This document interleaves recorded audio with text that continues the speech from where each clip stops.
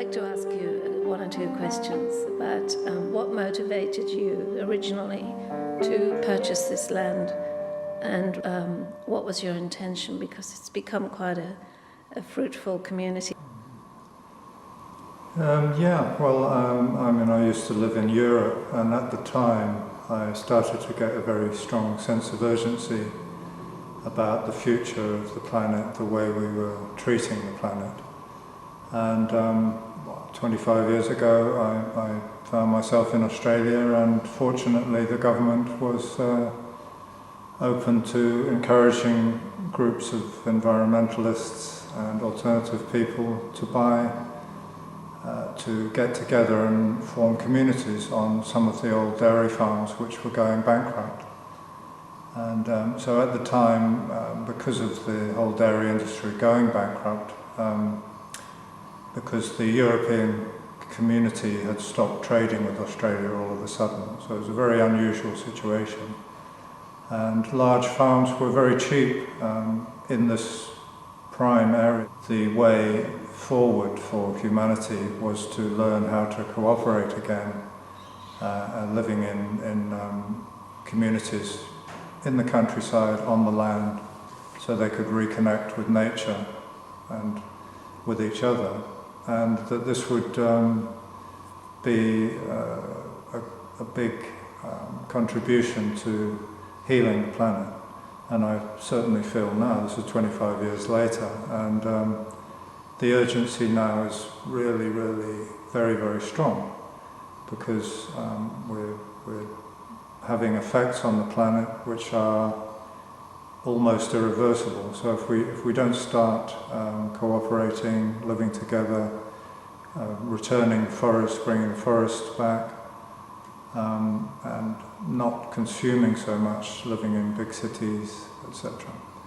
We have to do some drastic things now. But as a simple example, one dairy cow destroys 5,000 trees in its lifetime, which is strange considering it's a sort of gentle vegetarian. But for that animal to be there, you have to remove 5,000 trees.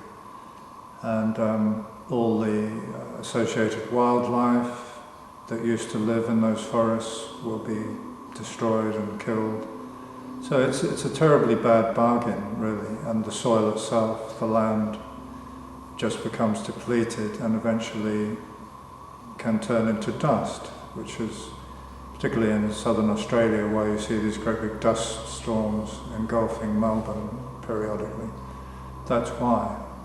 It's because the pioneers and the current farmers are carrying on keeping that as grazing land, overgrazed.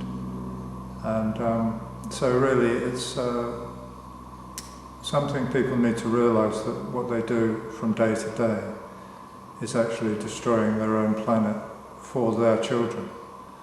And if not for them, because who knows how long it's going to take to turn the whole of Australia into a desert.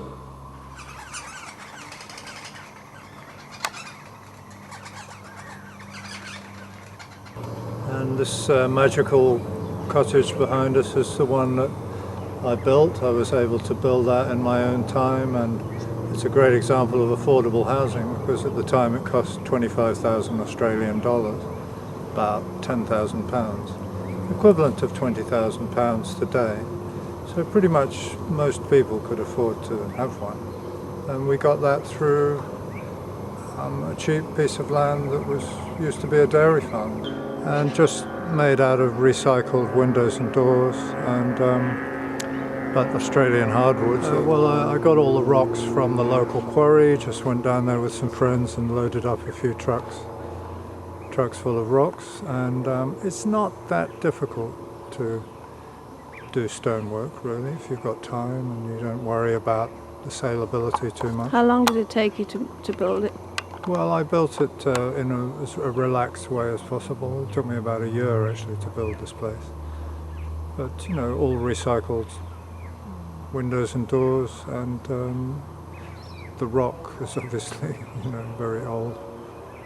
So yeah, it was good fun, and people can help each other build their houses on communities, because they've usually got more time. if they don't have mortgages and rents to pay.